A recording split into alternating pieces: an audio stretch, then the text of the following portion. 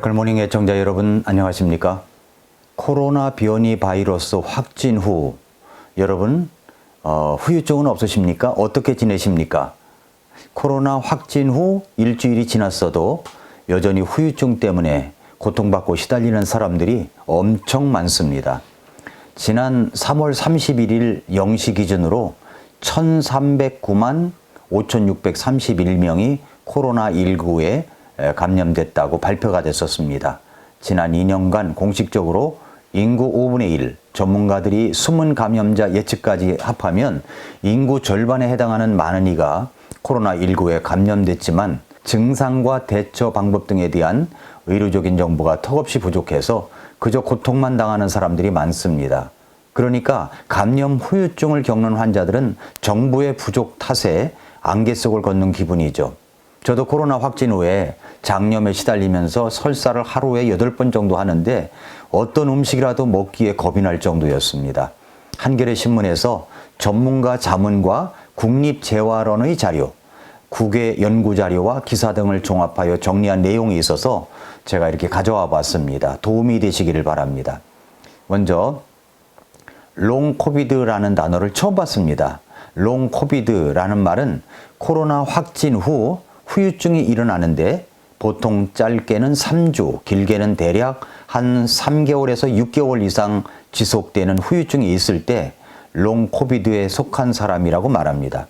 세계보건기구 WHO는 코로나19 감염 3개월 안에 증상과 영향이 발생해서 최소 2개월 동안 지속되는 현상으로 정의하고 있습니다.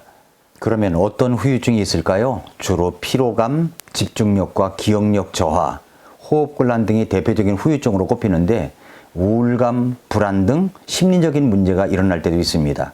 또 불면증, 장염 등 많은 사람들에게 나타나는 증상입니다. 이 밖에도 실제로 보게 된 그 증상의 종류가 200여 가지에 이른다고 합니다.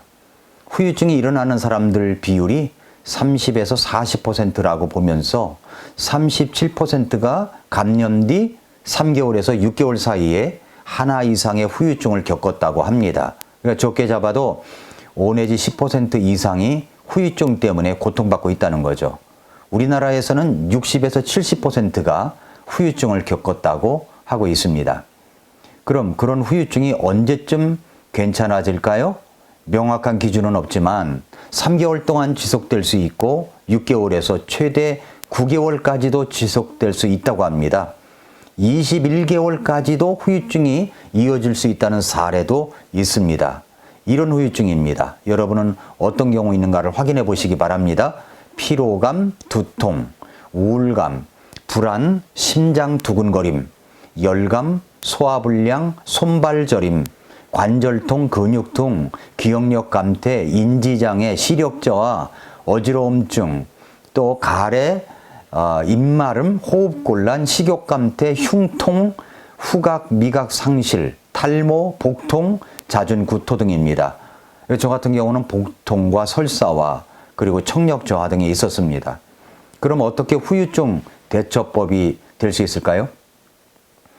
격리 해제 뒤에 인지력이 떨어진다고 느낄 때 일할 때는 이 방해가 없는 어떤 조용한 환경에서 작업을 하라는 겁니다. 필요하면 귀마개를 사용하고 주의가 산만하면 손가락으로 짚어가며 읽는 방법도 있다는 거죠. 또 새로운 취미나 퍼즐, 숫자 게임, 독서 등이 두뇌 운동에 도움이 되기 때문에 그렇게 하라는 겁니다. 그래서 일상생활을 수행하다 지치지 않기 위해 활동을 작은 단계로 나눠서 수행하면 좋다고 말합니다. 또 미각 후각을 잃었다 할 때 빨리 돌아오게 하는 방법이 있을까요? 그런 방법은 없답니다. 후각과 미각 등의 상실이 우리 몸의 면역 반응으로 부작용이 생긴 것이지 바이러스의 반응은 아니기 때문이라네요. 이 때문에 항바이러스 약을 투약한다고 되는 일이 아니라는 겁니다. 극히 적은 일부를 제외하고는 시간을 두고 기다리면 후각, 미각이 돌아오게 돼 있다는 겁니다. 여기서 면역력이 중요하다는 거 꼭 기억하시기 바랍니다. 면역력을 올려야 되겠죠? 그 다음에 완치되는데 조금만 걸어도 숨이 차다는 분이 있으시죠? 조금만 걸어도 숨이 차다는 분이 있으시죠? 코로나19 후유증일 가능성이 있다는 겁니다. 코로나19를 겪고 나서 폐가 점점 딱딱해지고 섬유화되고 기능이 떨어져서 호흡곤란이 오는 폐섬유화증이 올 수가 있습니다. 이 경우 스테로이드 등 처방이 필요할 수가 있다고 합니다. 진찰을 받고 흉부 엑스선 촬영 등 영상 촬영을 해서 폐기능 검사를 해볼 필요가 있다고 말합니다. 격리 해제돼 흉통을 느끼는데 그냥 둬도 괜찮을까 하는 것 있습니다. 완치 있는 사람에게서 심근염, 심낭염 등이 나타날 수가 있습니다. 특히 고령층, 기저질환자 가운데 심뇌혈관 질환이 있는 분들의 경우 심근경색과 뇌경색 등 질환으로 이어질 수 있다고 합니다. 그래서 전문가의 진단을 받아볼 필요가 있습니다. 격리 해제 뒤에 잦은 피로감을 느끼는데 어떻게 대처해야 될까요? 피곤증을 느끼는 분이 참 많더라고요. 그럴 경우에는 짧게 자주 휴식하고 휴식을 습관화하면 참 좋습니다. 피곤해지기 전에 휴식을 취하면 회복하는 데 시간이 덜 걸립니다. 하루 일정에서 휴식을 먼저 계획하고 그것을 중심으로 활동을 짜면 좋습니다. 또 후유증으로 인한 피해도 보상받을 수 있을까요? 코로나19 후유증으로 인한 각 질병들에 대해서 현행 수준에서 건강보험은 적용이 됩니다. 다만 별도의 치료비 지원이 제공되지는 않습니다. 최근 국내에서도 광범위한 연구를 통해서 코로나19 후유증에 대한 지원 기준을 마련해야 된다는 논의도 나오고 있다고 합니다. 또 확진된 뒤 몇 개월이 지나도 우울, 불안 증상이 있는데 어떻게 해야 하나요? 전문가들은 이렇게 조언을 해주고 있습니다. 회복에는 시간이 필요하다고요. 되도록이면 일상생활 리듬을 다시 회복해야 합니다.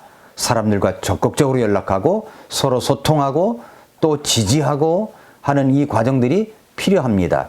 명상이나 운동으로 심신을 달래주는 그런 여러 가지 운동 또 적절한 수면이 도움이 된다고 말하고 있습니다. 이거 전문가들이 그렇게 이야기하는 거예요.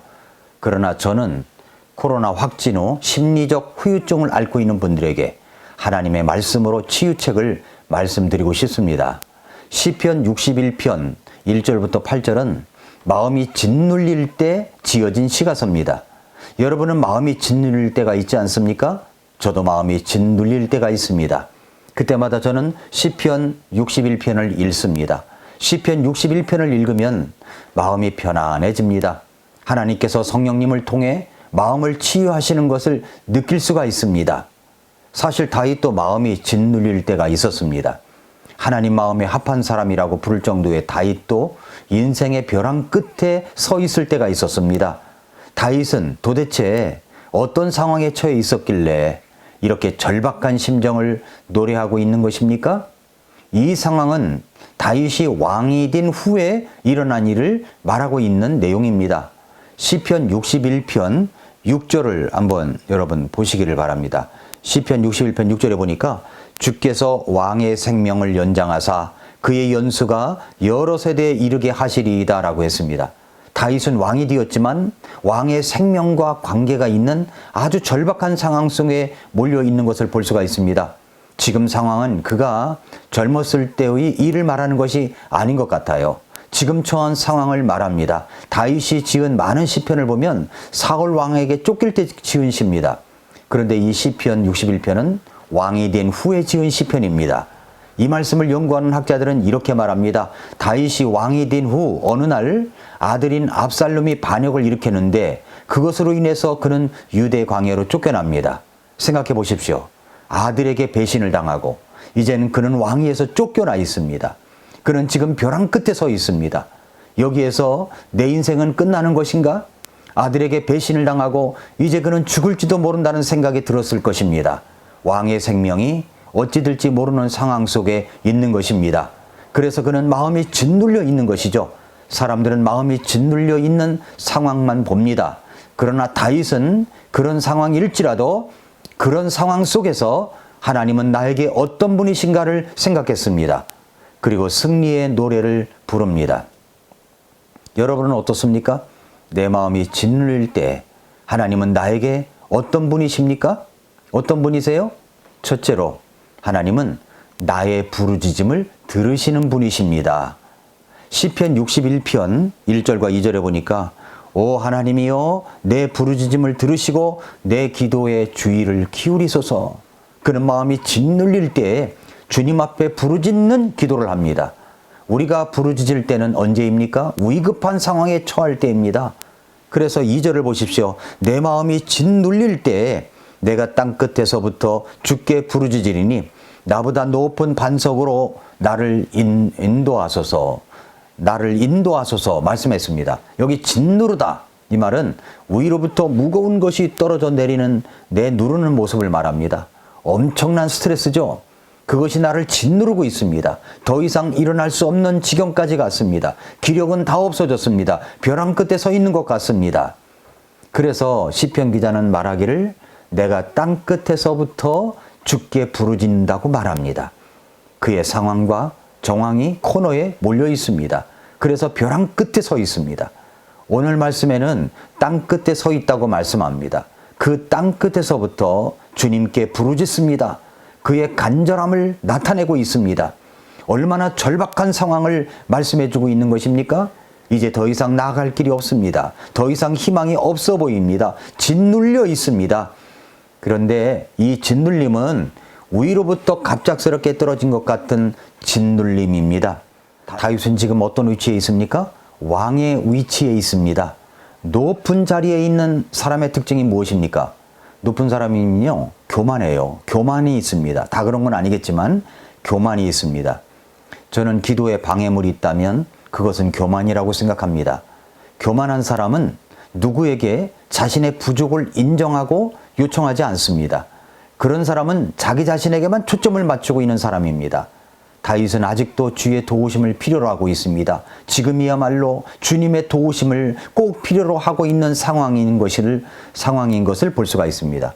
그래서 주님께 부르짖습니다. 주께 부르짖으리니, 부르짖는다는 표현으로 나타내고 있습니다. 그리고 이렇게 말씀드립니다. 나보다 높은 반석으로 나를 인도하소서. 나보다 높은 반석으로 나를 인도하소서. 하나님은 교만한 사람을 대적하시고 겸손한 사람들에게만 은혜를 주십니다. 그는 왕이지만 가장 낮은 자리에 있다는 것을 알았습니다. 그 낮은 자리에서 지극히 높은 곳에 계신 주님께서 높은 반석으로 나를 인도해 주십시오라고 말씀드리고 있는 것입니다. 우리는 언제 높은 곳에 계신 주님을 생각합니까? 그 주님께 도움을 언제 요청합니까? 내가 절망 가운데 있을 때입니다. 고통 가운데 있을 때입니다. 다윗은 정말 곤고한 자리에 있습니다. 이 절망의 자리에서 비로소 무릎을 꿇는 것입니다. 기도할 기력조차 없을 때 내가 할 수 있는 것은 무엇입니까? 신음하며 부르짖는 것입니다. 내가 할 수 있는 것은 부르짖는 것뿐입니다. 나보다 높은 반석으로 나를 인도하소서. 우리 인생의 골짜기에서 광야에서 경험하는 고통과 역경은 우리의 시선을 하나님께로 향하게 하는 은총의 기회일 수 있다는 것을 알아야 합니다. 내가 무릎을 꿇지 않으니까 무릎을 꿇으라는 사인입니다.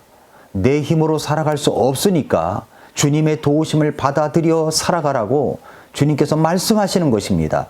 다윗은 겸손하게 하나님의 인도하심을 구하고 있습니다.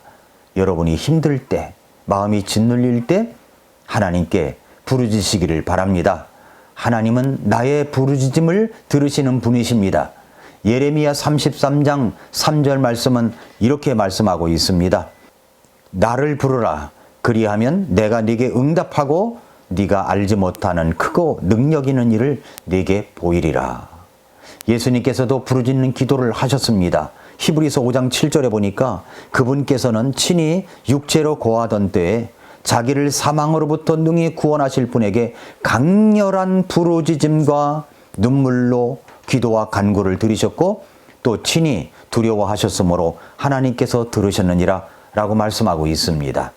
갈라디아서 4장 6절에서 너희가 아들임으로 하나님께서 자신의 아들의 영을 너희 마음속에 보내사 아바 아버지 하고 부르짖게 하셨느니라 말씀을 하고 있습니다.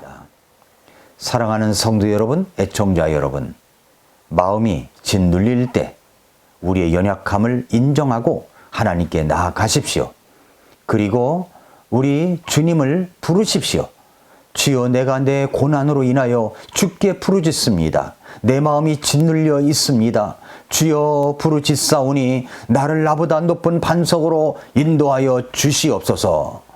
내 마음이 짓눌릴 때, 마음이 불안할 때, 고통스러울 때, 마음이 짓눌려 있을 때 우리 주님께 부르짖는 여러분들이 되시기를 축복합니다. 오늘도 미라클 모닝입니다.